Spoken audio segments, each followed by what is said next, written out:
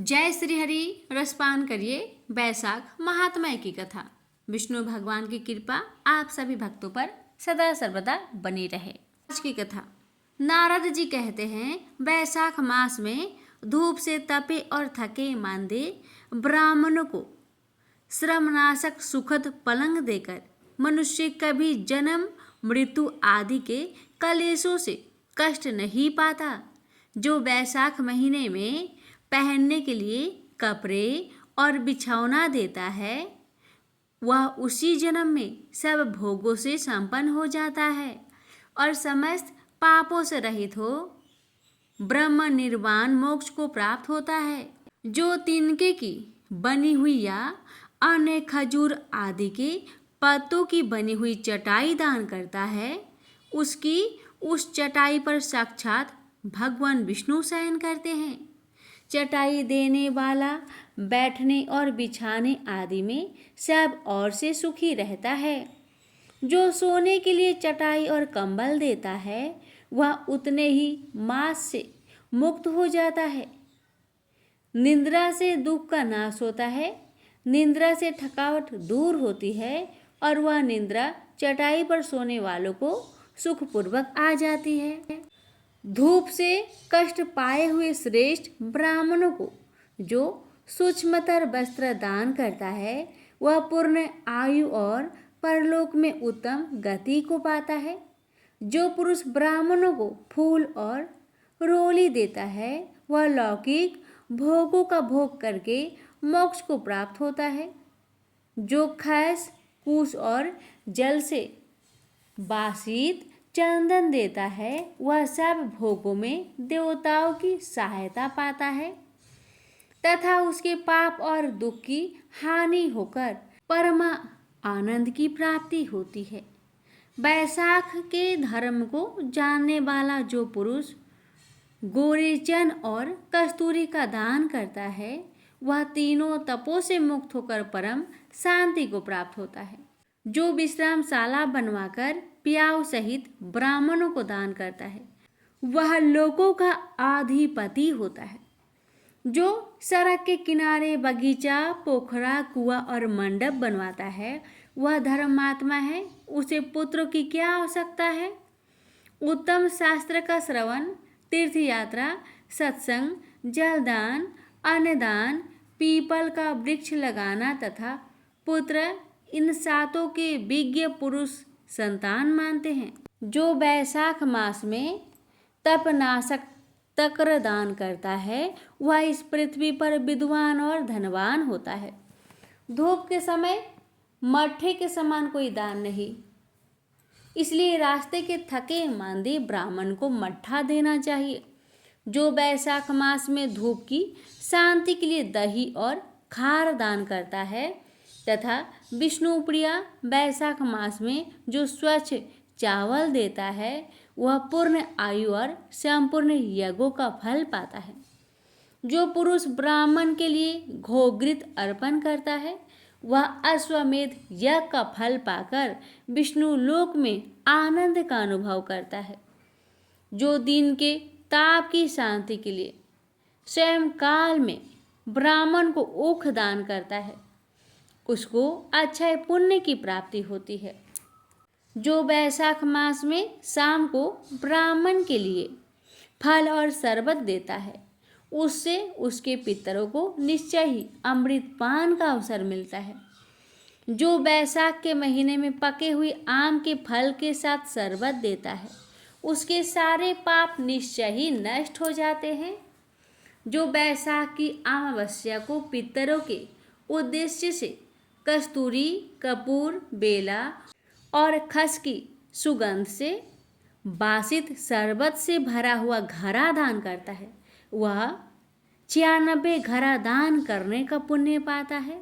बैसाख मास में तेल लगाना, दिन में सोना, कांसे के पात्र में भोजन करना, खाट पर सोना, घर में नहाना, निषिद्ध पदार्थ खाना, दोबारा भोजन करना तथा रात में खाना, ये 8 बातें त्याग देनी चाहिए।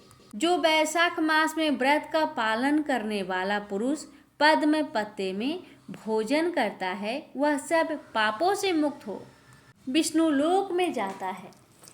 जो विष्णु भक्त पुरुष वैशाख मास में नदी स्नान करता है वह 3 जन्मों के पापों से निश्चय ही मुक्त हो जाता है। जो प्रातःकाल सूर्योदय के समय किसी समुद्री गामिनी नदी में वैशाख स्नान करता है वह 7 जन्मों के पाप से तत्काल छूट जाता है। जो मनुष्य 7 गंगाओं में किसी में भी उष्ण काल में स्नान करता है वह करोड़ों जन्मों में उपार्जित किए हुए पाप से निसंदेह मुक्त हो जाता है। जाह्नवी यानी गंगा, वृद्ध गंगा, गोदावरी, कालिंदी, यमुना, सरस्वती, कावेरी, नर्मदा और बेनी ये 7 गंगाएं कहीं गई है। वैशाख मास आने पर जो प्रातःकाल बावलियों में स्नान करता है उसके महापातकों को नाश हो जाता है। कंद, मूल, फल, शाक, नमक, गुड़, बैर, पत्र, जल और तक्र जो भी वैशाख मास में दिया जाए वह सब अच्छा ही होता है। ब्रह्म आदि देवता भी बिना दिए हुए कोई वस्तु नहीं पाते। जो दान से हीन है वह निर्धन होता है। अतः सुख की इच्छा रखने वाले पुरुष को वैशाख मास में अवश्य दान करना चाहिए। सूर्य देव के मेष राशि में स्थित होने पर भगवान विष्णु के उद्देश्य से अवश्य ही प्रातःकाल स्नान करके भगवान विष्णु की पूजा करनी चाहिए। कोई महिरथ नामक एक राजा था जो कामनाओं में आसक्त और अजितेंद्रिय था। वह केवल वैशाख स्नान के सुयोग से स्वतः बैकुंठ धाम को चला गया। वैशाख मास के देवता भगवान मधुसूदन है, अतएव वह सफल मास है। वैशाख मास में भगवान की प्रार्थना का मंत्र इस प्रकार है। हे मधुसूदन, हे देवेश्वर माधव, मैं मेष राशि में सूर्य के स्थित होने पर वैशाख मास में प्रातः स्नान करूंगी। आप इसे निर्विघ्न पूर्ण कीजिए। तत्पश्चात निम्नांकित अर्घ्य प्रदान करें। सूर्य के मेष राशि पर स्थित रहते हुए वैशाख मास में प्रातः स्नान के नियम में संलग्न होकर मैं आपको अर्घ्य देती हूँ। मधुसूदन, इसे ग्रहण कीजिए।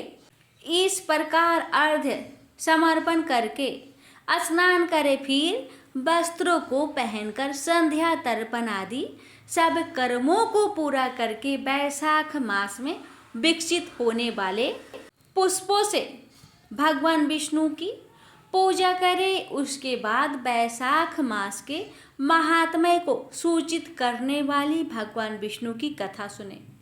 ऐसा करने से कोटि जन्मों के पापों से मुक्त होकर मनुष्य मोक्ष को प्राप्त होता है।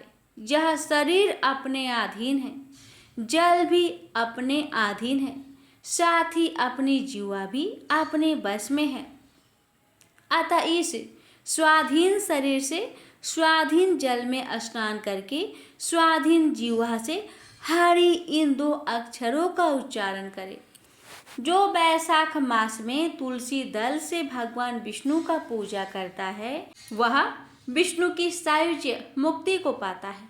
अतः अनेक प्रकार के भक्ति मार्ग से तथा भांति भांति के व्रतों द्वारा भगवान विष्णु की सेवा तथा उनके सगुण या निर्गुण स्वरूप का अनन्य चित्त से ध्यान करना चाहिए।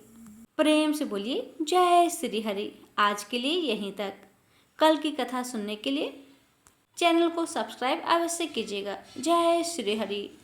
भगवान इस पावन कथा को श्रद्धा पूर्वक सुनने वाले भक्तों की हर मनोकामना को पूर्ण करे। जय श्री हरि।